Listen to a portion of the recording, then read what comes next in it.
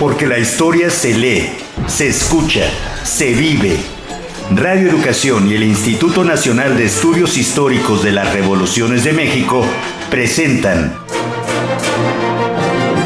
Historia Viva, la voz del pueblo de México.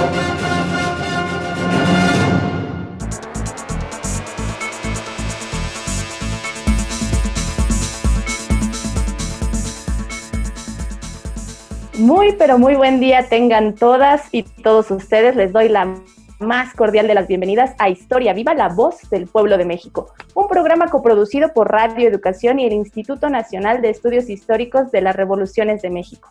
En esta ocasión les saluda una vez más en la conducción Alma Lilia Martínez y es un gusto coincidir como cada semana para conversar acerca de historia con el titular, el historiador, el doctor Felipe Ávila. ¿Qué tal, Felipe? ¿Cómo estás? Muy bien, Alma. Con mucho gusto de estar una vez más contigo y con nuestra invitada Mónica González. Así es, muchas gracias, Felipe. Y como comentabas, nos acompaña de nuevo la abogada Mónica González Contró, con quien continuaremos el abordaje del tema de la eliminación de la violencia contra las mujeres, niñas y adolescentes. Bienvenida, Mónica, te saludamos. Muchísimas gracias, muy buen día a todas y todos y muchas gracias por la invitación para estar nuevamente. Gracias a ti. Y bueno, pues, ¿qué les parece si antes de comenzar la plática vamos a recordar algunos datos de nuestra invitada especial?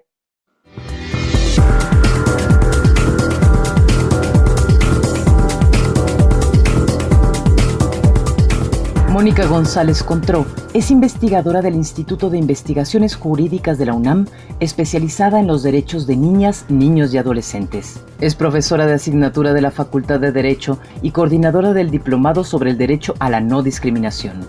Además de su labor académica, Mónica González Contró ha ocupado cargos dentro de la universidad. Ha sido secretaria académica del Instituto de Investigaciones Jurídicas 2011-2015 y abogada general de la UNAM 2015-2020. Ha colaborado también con instituciones públicas y privadas de defensa de los derechos humanos. Ha sido consejera de la Comisión de Derechos Humanos del Distrito Federal, integrante de la Asamblea Consultiva del Consejo para Prevenir la Discriminación en la Ciudad de México, consejera de la Comisión Nacional de los Derechos Humanos, miembro del Consejo Consultivo del Sistema Integral de Protección de Niñas, Niños y Adolescentes e integrante de la Junta Directiva de la Defensoría Pública Federal, entre otros nombramientos.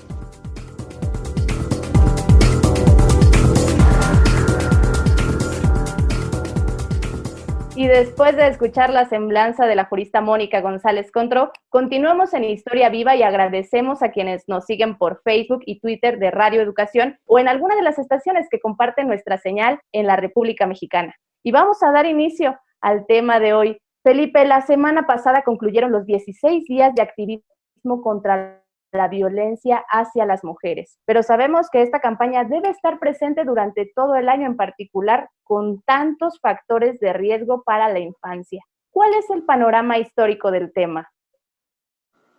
Sí, Alma, con mucho gusto.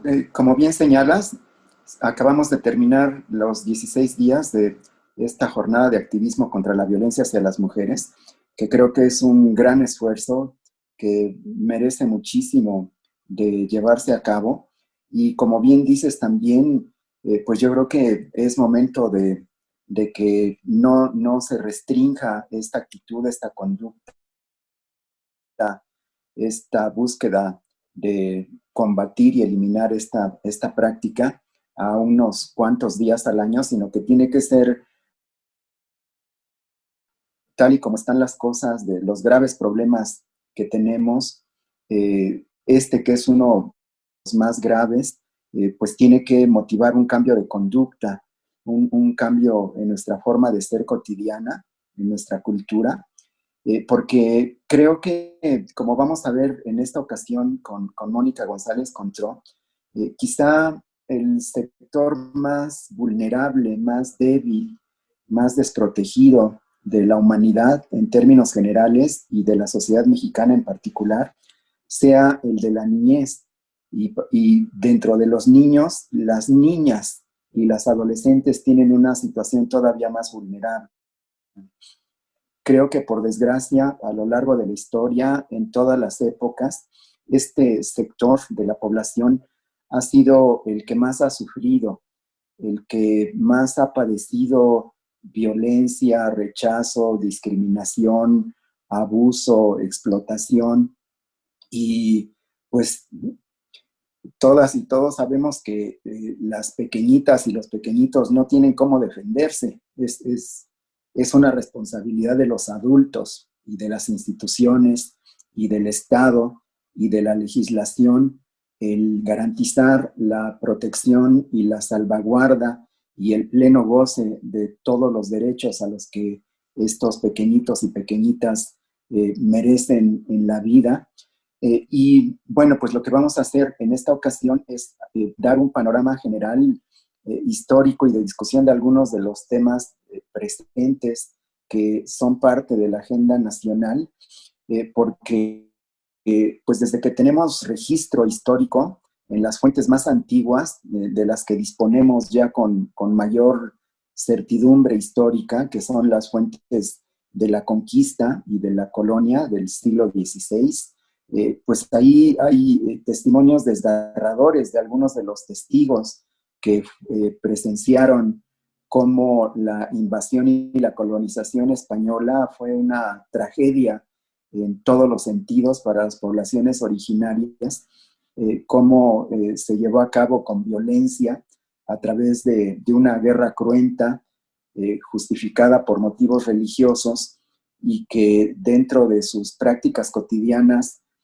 pues estuvo el atentar contra la vida, contra la integridad, contra la dignidad de las poblaciones originarias que fueron sometidas brutalmente, y cómo desde los testimonios de los valerosos frailes que participaron tratando de defender y de preservar a las culturas originales, como Fray Bartolomé de las Casas, como Motolinia, en sus escritos vemos con pues mucha pena las descripciones tan crudas de este tipo de violencia ejercida contra las poblaciones originarias, contra los hombres, contra las mujeres, contra los ancianos, pero también contra las niñas y los niños. Y por desgracia, Alma, desde entonces hasta la fecha, no hemos podido eliminar esta violencia contra un sector muy amplio de la sociedad mexicana en sus distintas épocas. Es un fenómeno que sigue presente, que sigue, por desgracia, flagelando a familias y provocando el sufrimiento de miles de pequeñitas y pequeñitos. Y pues esto es lo que vamos a tratar con Mónica González Contró en esta ocasión, Alma. Gracias, Felipe, por esta explicación del panorama actual, de lo histórico y de la pertinencia del tema. Y Mónica, las cifras de violencia contra las mujeres en México son alarmantes. ¿Consideras que ha cambiado la percepción de la violencia hacia las mujeres, niñas y adolescentes en años recientes, a pesar de ser un problema tan arraigado en la sociedad mexicana? Pues muchas gracias. La verdad es que es una pregunta muy interesante y a mí me gustaría hacer aquí una distinción. Ciertamente, me parece que la violencia, particularmente hacia las mujeres, se ha visibilizado en los últimos años y me parece que esto tiene que ver pues con una toma de conciencia y una reivindicación precisamente de las mismas mujeres en que ciertas conductas que estaban normalizadas, que eran toleradas, son inaceptables. Sin embargo, cuando nosotros revisamos precisamente o hacemos el cruce con una cuestión de edad, y estoy hablando de niñas y niños, ahorita haré la distinción, pero el tema de la violencia es un tema que tiene raíces culturales, que tiene raíces históricas, y que me parece que es mucho más profundo, porque todavía no hemos logrado, digamos, dar este salto a condenar la violencia hacia niñas, niños y adolescentes de la misma forma que condenamos la violencia hacia la mujer. Y voy a hacer un poquito de historia para que veamos cómo en los tiempos recientes se ha ido modificando la legislación, pero esto no ha logrado impactar lo suficiente en las prácticas sociales. Durante una buena parte del siglo XX, los códigos civiles reconocían la facultad de corregir para padres y madres. y esto suponía pues que podían infligir incluso, o sea, bueno, violencia física, violencia psicológica y todo tipo de, ¿no?, de castigos que fueran necesarios para la educación.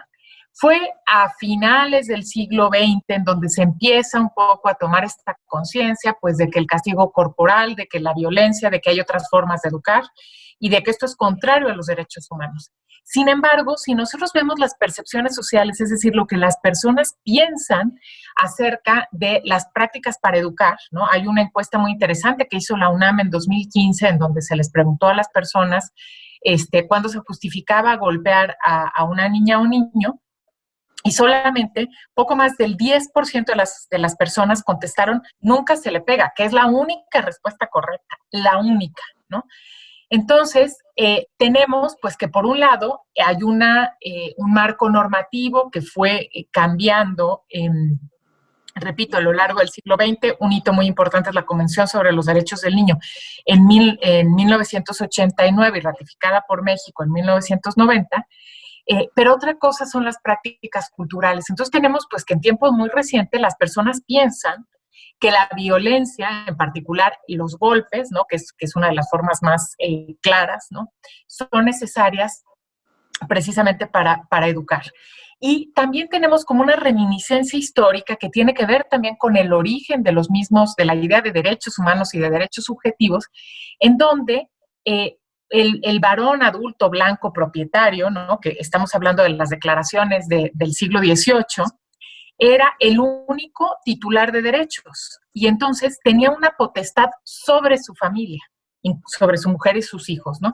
A lo largo del siglo XIX y sobre todo en el XX, la mujer sale, digamos, de este ámbito de inmunidad para decir, yo también tengo derechos, pero las hijas y los hijos, pese a que ya no están jurídicamente en este espacio, ¿no?, de potestad de las personas adultas, siguen estando en el imaginario social, ¿no? Entonces, por ejemplo, no sé si a alguna de las personas que nos esté escuchando le ha pasado que si bien en un espacio público o privado que una persona está golpeando a una niña o un niño e intenta intervenir, la respuesta inmediata es, no te metas, es mi hijo, ¿no?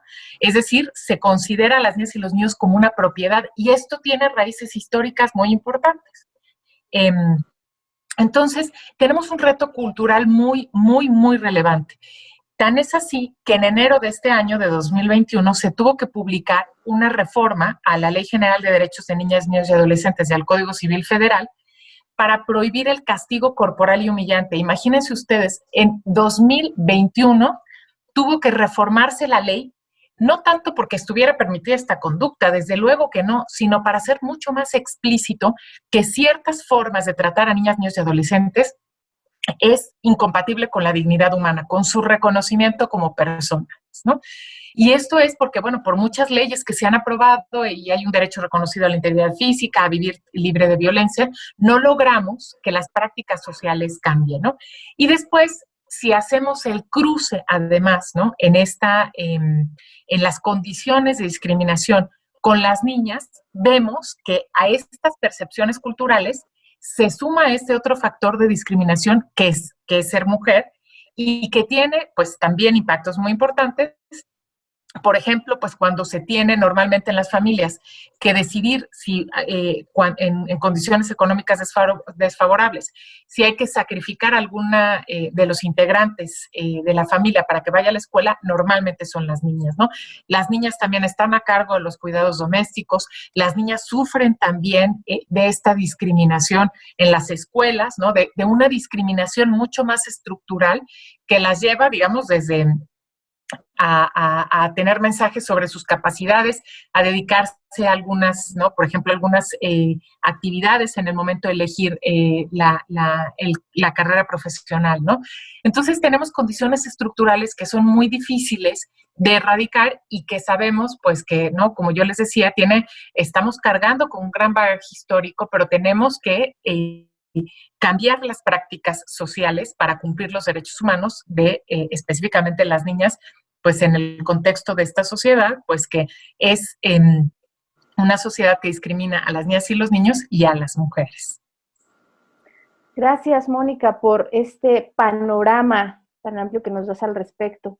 Y Felipe, hay una interesante exposición en el INERM titulada La violencia contra las mujeres en México a través de la historia, que explica cómo las mujeres han enfrentado esta violencia en la conquista de México, la independencia, la intervención francesa y la Revolución Mexicana. ¿Podrías, por favor, reseñarnos su contenido, aparte de invitar a nuestra audiencia a verla en la sección de difusión, /exposiciones, de la página del INERM en www.iner.gov.mx? Con mucho gusto, Alma. En efecto, el instituto, uno de sus propósitos principales es el de visibilizar a las mujeres, visibilizar su lucha, visibilizar su avance por conquistar el reconocimiento de sus derechos. Y hemos hecho una exposición acerca de la violencia contra las mujeres en algunas de las principales etapas de la historia de México como nación. Es una exposición que, como lo mencionas, está abierta al público, que la puede consultar en nuestra página del instituto que acabas de mencionar, que es www.inerm.gov.mx. Y en esta exposición lo que nosotros hicimos es una exposición que hicieron mujeres, por cierto, un grupo que tenemos especializado de investigadoras aquí del instituto, que es el que atiende cotidianamente este tema. Y lo que ofrecemos es una visita a través de la conquista, de la independencia, de la reforma, la intervención francesa y la Revolución Mexicana, y un poquito del siglo XX, de cuál ha sido la manera en que se ha ejercido de manera más visible la violencia contra las mujeres.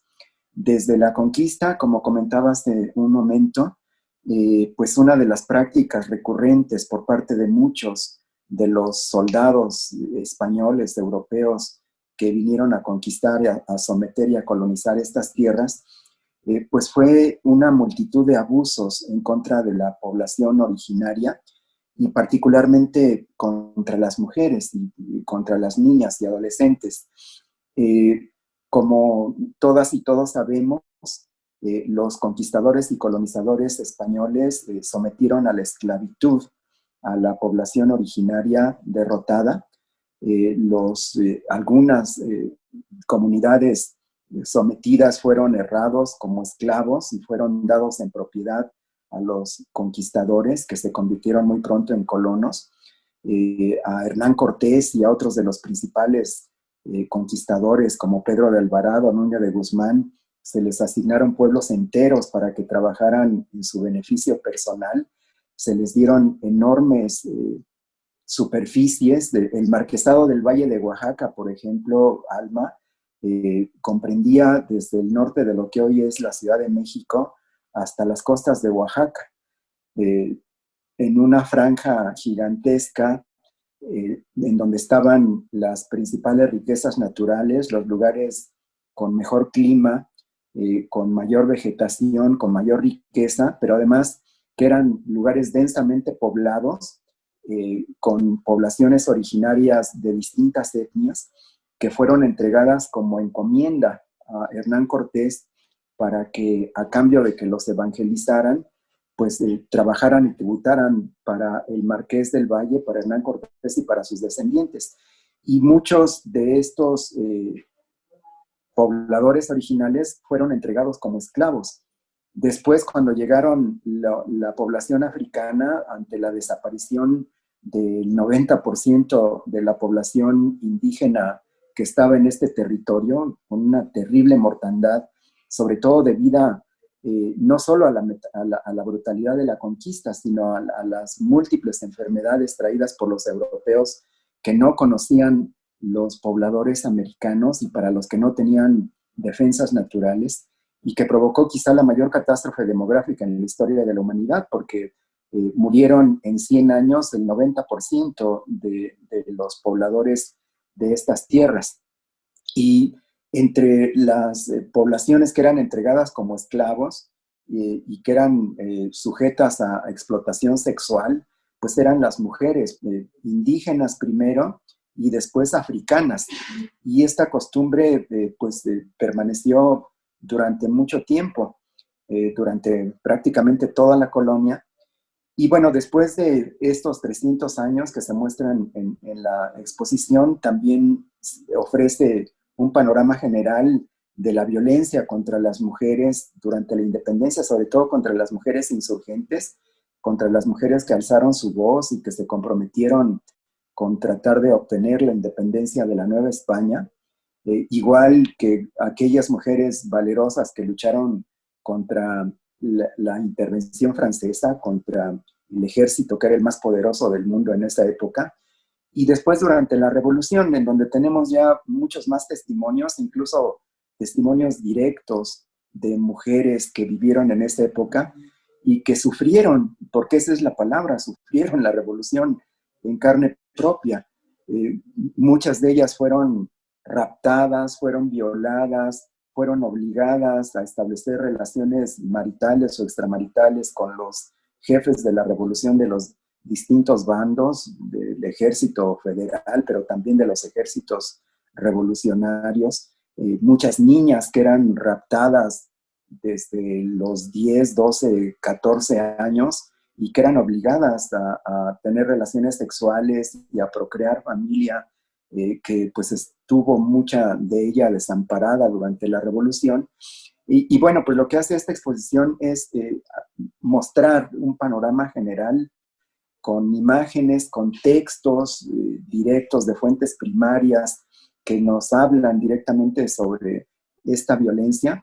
Y pues lo que busca, al igual que las actividades del instituto sobre este tema, es despertar la conciencia, la formación de valores, tratar de inculcar en la gente que nos lea, que nos escuche, que nos siga en las redes sociales, pues un cambio de conducta, porque pues esto, a final de cuentas, está en las manos de cada una y cada uno de nosotros. Si no empezamos por cambiar nosotros la manera en que percibimos este problema y en la que actuamos ante él, pues va a ser un problema que vamos a heredar a nuestros hijos y a nuestros nietos, y esto es algo que no puede ser, ¿no? Entonces, es una contribución con un granito de arena para una discusión y una reflexión colectiva que es cada vez más necesaria. Así es, Felipe. Y pues invitamos a todas nuestras audiencias a que visiten la página del INERM y que visiten, por supuesto, esta exposición. ¿Y qué les parece si hacemos una pausa, Mónica, Felipe, audiencias que nos están escuchando, para escuchar una cápsula que nos preparó el equipo de producción y en donde se recapitulan los derechos de las niñas, niños y adolescentes, y regresamos para continuar con esta charla?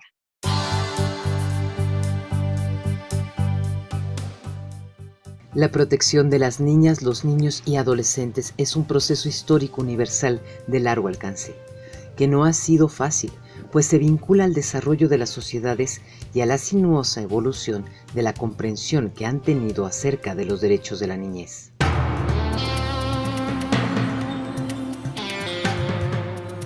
Con la publicación del Capital en 1867, Carlos Marx puso en tela de juicio el trabajo infantil en las fábricas de Inglaterra, pues para entonces se permitía emplear obreros sin fuerza muscular o sin un desarrollo físico completo, por lo que consideró el polémico autor como una devastación intelectual producida artificialmente al transformar a personas que no han alcanzado la madurez en simples máquinas de fabricar plusvalor. Las devastadoras secuelas de la Primera Guerra Mundial pusieron en evidencia la urgencia de crear instituciones y mecanismos de protección para la niñez en Europa, dramáticamente golpeada por la guerra, ya sea por la pérdida de sus familias, al haber sido heridos, mutilados o abandonados al azar, razón por la cual resultaron ser una generación destrozada y desterrada de sus raíces.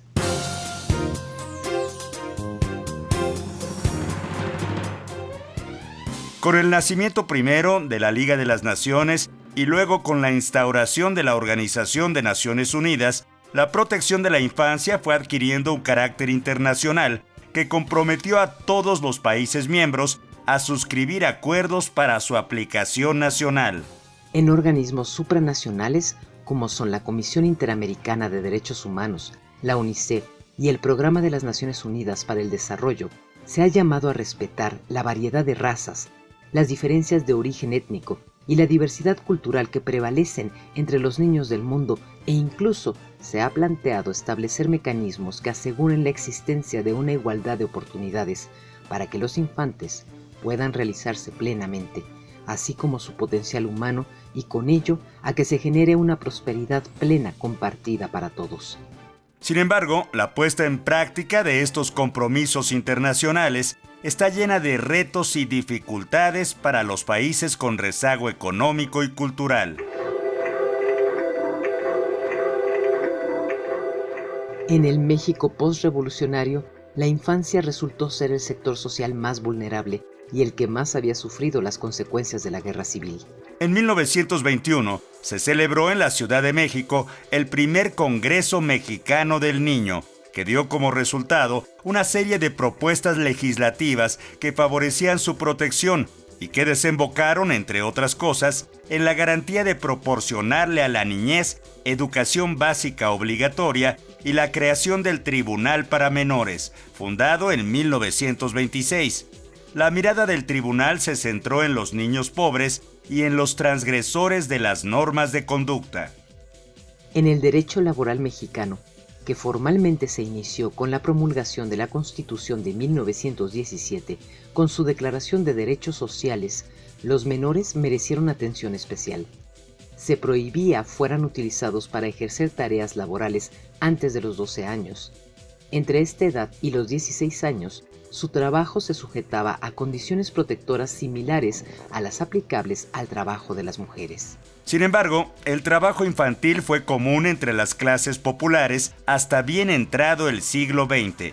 De igual modo, la explotación de niñas y niños en tareas rurales en el campo y realizando labores de servicio en la ciudad generó que prevaleciera una situación de indefensión para los menores de edad. En 1931, México por fin se incorporó a la Organización Internacional del Trabajo y con ello adquirió el compromiso de respetar como edad mínima para llevar a cabo trabajo infantil dentro de la industria a los 14 años, política que dicha organización había adoptado desde el año de 1919.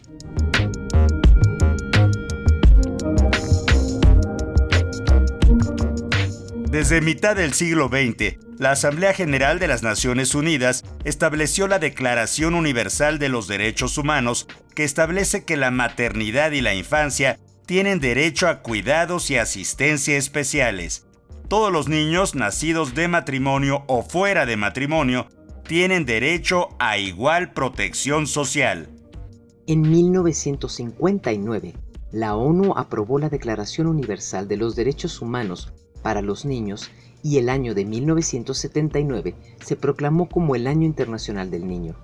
Desde entonces, la ONU, los gobiernos, así como diversas entidades nacionales e internacionales, luchan por establecer acuerdos que protejan a los niños que viven en situación de conflictos armados, a los que son explotados, vendidos y maltratados en diferentes partes del mundo. México enfrenta, por su parte, el reto de superar la pobreza y las carencias sociales que aún limitan el pleno goce de los derechos humanos, lo que representa un obstáculo para el desarrollo de las niñas, los niños y los adolescentes en el país. Reducir las desigualdades, garantizar una alimentación adecuada y ampliar y mejorar los servicios públicos son condiciones necesarias para que millones de niñas, niños y adolescentes salgan de la pobreza y puedan gozar en condiciones de igualdad la totalidad de sus derechos.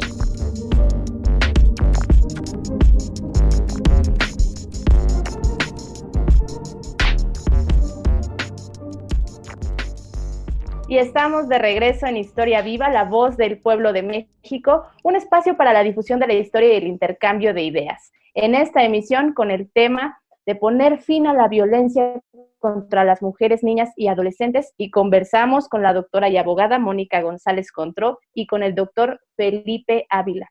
Y doctora, de acuerdo con la Ley General de Acceso de las Mujeres a una vida libre de violencia, la violencia contra las mujeres y esto incluye a las niñas y adolescentes, se define como, y lo digo de manera textual, cualquier acción u omisión basada en su género que le cause daño o sufrimiento psicológico, físico, patrimonial, económico, sexual o la muerte tanto en el ámbito privado como en el público.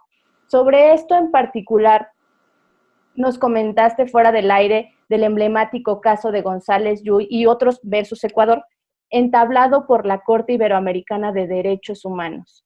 ¿Por qué fue tan importante este caso? Muchísimas gracias. Es muy relevante y qué bueno que traemos aquí a colación y poner sobre la mesa los criterios de la Corte Interamericana de Derechos Humanos.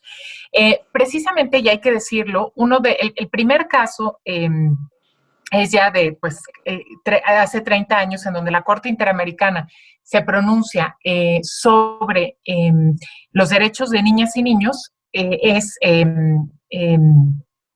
Villagrán Morales y otros en contra de Guatemala.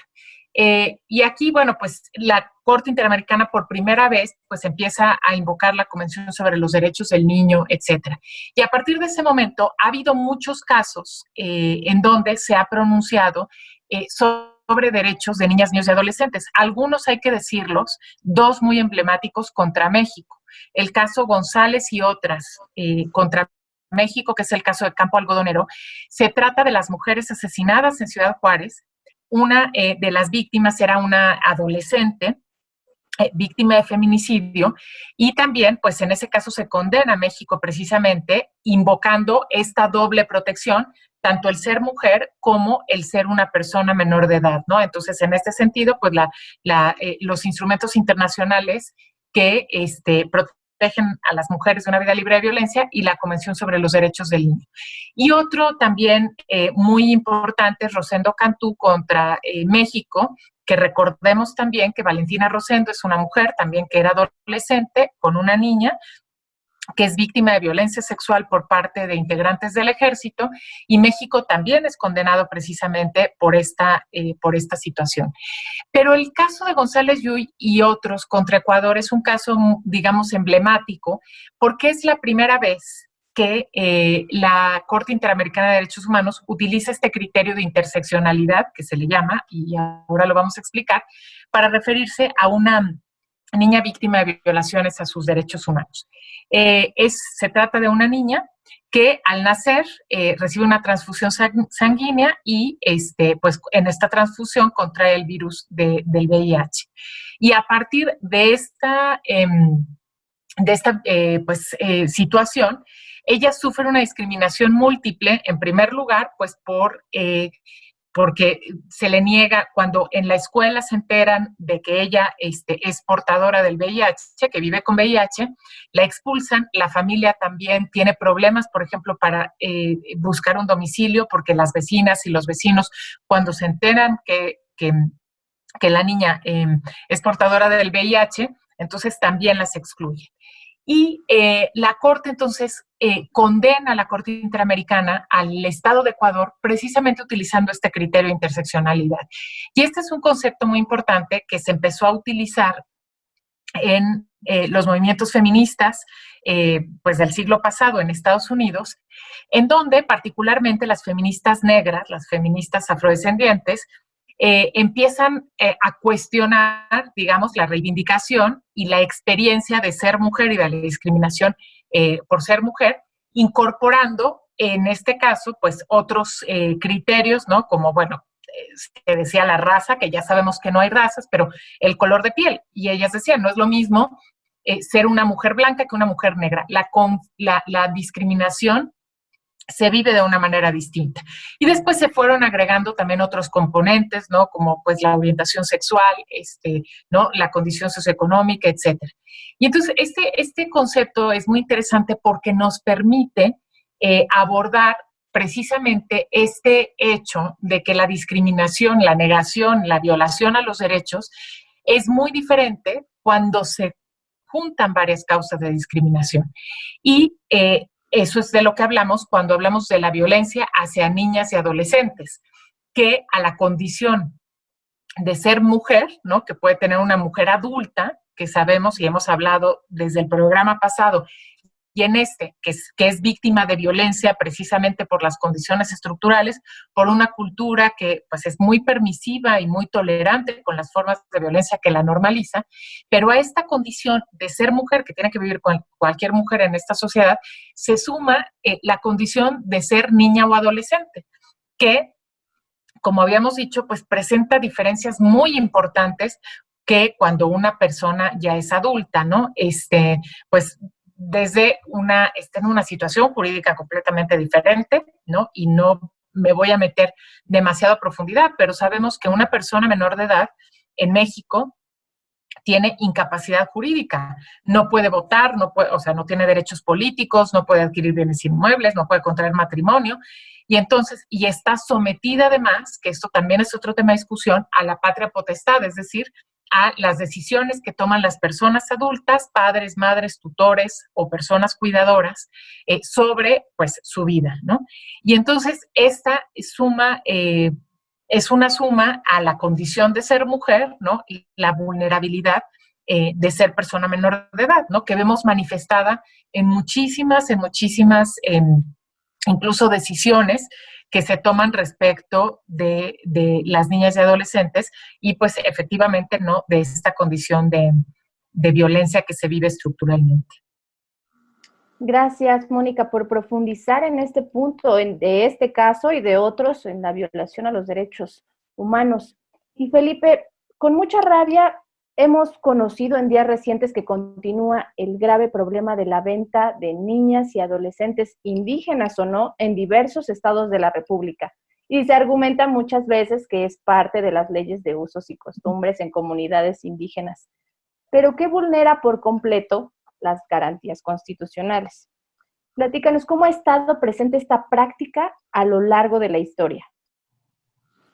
Sí, Alma, como bien comentas, en las últimas semanas nos hemos enterado por los noticieros, por la prensa, por los medios, de casos específicos en donde nos han informado de la venta por dinero o incluso a veces por alcohol que hacen padres de sus hijas pequeñas y que las entregan a otros individuos, a otras familias, en una especie de contrato no formal, pero que es parte de las tradiciones, de los usos y costumbres en que han vivido desde hace mucho tiempo estas comunidades. Desde luego, pues es algo que avergüenza, que da rabia, que escandaliza, porque pues estas niñas que son entregadas de esa forma forzada contra su voluntad, no tienen capacidad de defenderse, están absolutamente indefensas. Y pues es algo desde cualquier punto de vista condenable. Yo creo que ante este tipo de actos, pues lo que se tiene que hacer como sociedad y como gobierno es impedirlo.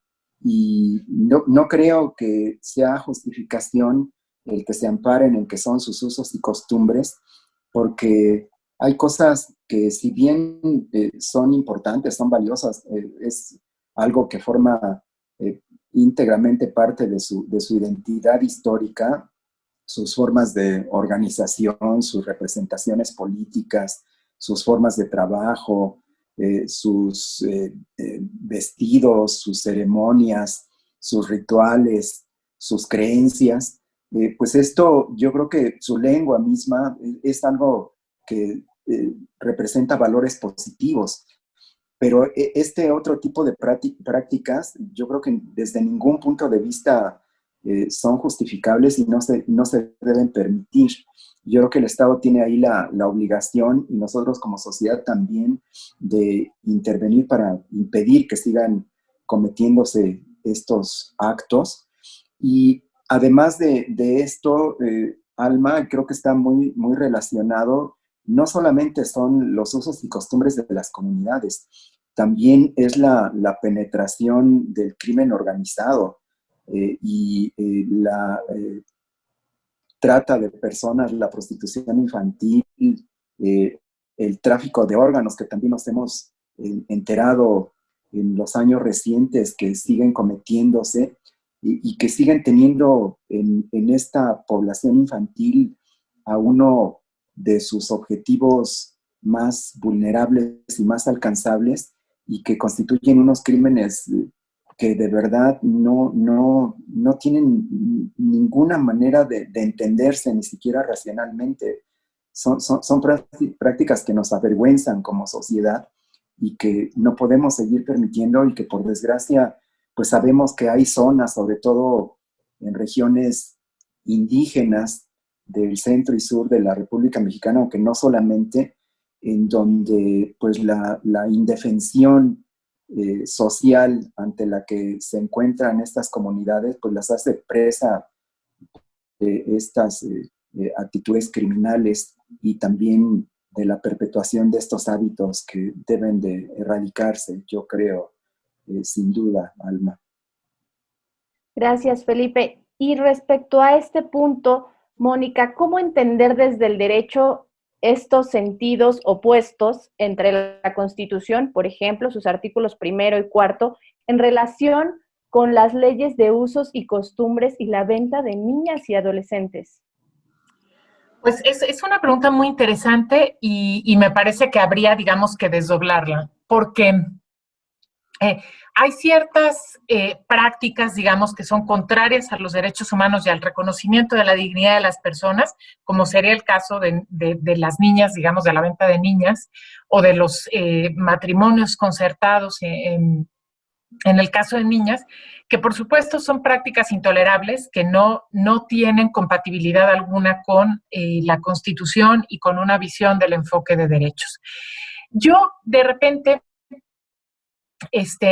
pues creo que también habría que cuestionar y un poco adentrarnos a si realmente esto tiene que ver con los usos y costumbres, porque a veces creo que hay una, digamos, pues como una interpretación de que pues esta puede ser una práctica que tiene muchos años y no necesariamente, ¿no? A veces no tiene tanto que ver con un usos y costumbres como lo refiere la Constitución, sino con ciertas prácticas que se han legitimado y que se han permitido. Entonces, en ese sentido, yo también sería cuidadosa en situar un debate pues, del conflicto entre los usos y costumbres y los derechos humanos, pues porque sí, también no sé si podamos hacer una referencia histórica tan antigua, ¿no? Como para decir, pues esto realmente forma parte de la cosmovisión de la comunidad, de la manera de entender las relaciones humanas, etcétera, ¿no? Entonces, me parece que también hay un debate que dar ahí, ¿no? Y mucho mayor investigación que hacer. Entonces, pero desde luego, cuando nos encontramos una práctica en una comunidad indígena que es contraria a la dignidad de las personas y a los derechos humanos, pues desde luego esa práctica es una práctica intolerable. Y aquí tenemos también criterios de interseccionalidad, ¿no? En estas noticias que se han dado y en esta práctica de la venta de niñas y adolescentes para matrimonios forzados, ¿no? Que han sido y que afortunadamente se han dado a conocer a los medios de comunicación, y digo afortunadamente porque es la manera que tenemos de visibilizar una situación y de corregirla. Pero también tenemos que decir pues, que hay otros usos y costumbres que sí tienen que ver con la cosmovisión de los pueblos originarios y que pueden a veces entrar en conflicto, por ejemplo, con el derecho de propiedad privada, ¿no? Que se discute también mucho el derecho de propiedad privada, y que la Corte Interamericana también ha reconocido, por ejemplo, y que ha sido muy importante, el derecho, pues, a las tierras ancestrales, ¿no? Y a una serie de derechos que tienen que ver con una cosmovisión y con una manera diferente de ver las cosas, ¿no? Entonces, creo que habría que separar muy bien un tipo de prácticas que son contrarias a los derechos humanos, particularmente a la dignidad de las mujeres, de otro tipo de formas de ver la vida y que efectivamente, como decía Felipe, ¿no? Que tienen que ver con una determinada pues imposición de sociedad, de relaciones, y que tendríamos pues que analizar de una manera distinta. Pero centrándonos en el tema de hoy, que es la violencia hacia niñas y niños, hay que ser muy claro que esto es una práctica intolerable, es decir, no solamente es por recibir dinero, que ya es de por sí grave, ¿no? Sino el tema de los matrimonios forzados y del matrimonio, o de entregar incluso a las niñas, porque una de las grandes conquistas que tuvo la Ley General de Derechos de Niñas, Niñas y Adolescentes es la prohibición del matrimonio infantil, ¿no? Entonces, no hay ninguna razón por la que una persona menor de 18 años pueda contraer matrimonio, y muchísimo menos, ¿no? De manera forzada. Gracias, Mónica, por los comentarios tan pertinentes que nos haces para hacer esta diferencia. Y Felipe, cada día leemos con asombro en la nota roja de la desaparición de niñas, niños y adolescentes, pero si se revisa la prensa de hace 60 o 70 años, se encuentran informaciones semejantes. ¿Acaso existe en México una estructura histórica de cotidiana incapacidad de las autoridades para combatir las distintas violencias que sufren las niñas, niños y adolescentes? Pues en efecto, Alma, es algo de lo que venimos escuchando, leyendo y enterándonos desde hace muchísimos años. Pareciera que no cambia, que no se hace nada para erradicar esta práctica. Y yo creo que hay que reconocer que es un problema grave, gravísimo, y es un problema que requiere de un cambio de cultura, de un cambio de conciencia, pero que requiere también de instrumentos jurídicos y de aplicación de la justicia mucho más efectivos, mucho más eficaces. Tenemos un sistema de justicia que hace agua por todos lados, que por más que se le han hecho reformas y por más que se ha tratado de capacitar y de formar a los jueces, a los ministerios públicos, a los fiscales, pues todos los días nos enteramos de que la justicia se hace a un lado y que sigue prevaleciendo la ley del más fuerte y de quien tiene más recursos económicos. Además de una sociedad que desconfía de sus instituciones y que desconfía de sus aparatos de procuración de justicia y que por distintas causas no denuncia. El enorme grueso de los delitos que se cometen en México constituyen un hoyo negro que no se conoce porque la gente no se atreve a ir a un ministerio público a levantar un acta. Y de los delitos que sí se denuncian, también los delitos que quedan en la impunidad, que jamás se investigan o que se les da un procedimiento burocrático de carpetazo, averiguaciones que no se llevan a cabo o que se llevan a cabo de manera deficiente, pues hace que estos delitos queden en la absoluta impunidad. Prácticamente no hay delito en México que implique un riesgo para quien los comete, de que se les castigue, de que se les aprecie, de que sean encarcelados. Pueden ser desde homicidios hasta lavado de dinero, o narcotráfico, o estas prácticas que estamos comentando hoy. La mayoría de estos delitos quedan impunes. De manera que sí creo que hay un déficit estructural en los aparatos de impartición de justicia mexicanos, que pues la verdad, por donde quiera que se le vea, no es un problema de solución fácil, pero que requiere de voluntad política y de valor civil para hacerlo, y también de mayor conciencia social, pues para exigir sus derechos, para denunciarlos, para tomar las calles, para no dejarse y para exigir que se haga justicia, ¿no? Pero pues sí, es un mal crónico que se agudiza en distintos momentos y que parece que no disminuye, pero pues que obliga a que tratemos de tener una conciencia y una actitud responsable cívica cada vez mayor y de compromiso personal y colectivo, pues para que poco a poco vayamos realmente avanzando en erradicar estas prácticas tan antisociales, Alma. Así es, Felipe. Y pues nos quedan muy pocos minutos para terminar esta emisión y muchas aristas por favor, adelante. Muchísimas gracias. Pues creo que yo cerraría con un mensaje muy general de que la violencia nunca es la solución para nada, ¿no? Para ningún conflicto, ni dentro de la familia, ni en la sociedad.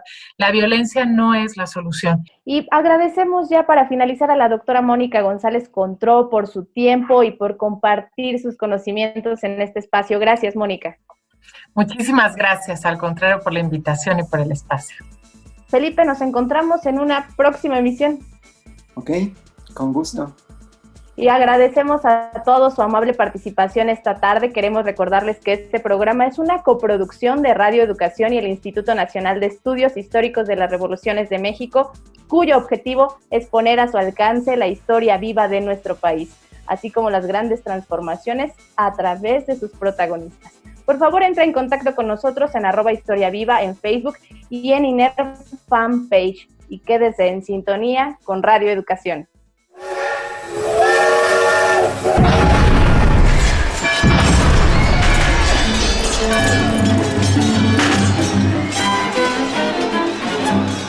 Porque la historia se lee, se escucha, se vive. Radio Educación y el Instituto Nacional de Estudios Históricos de las Revoluciones de México presentaron Historia Viva, la voz del pueblo de México.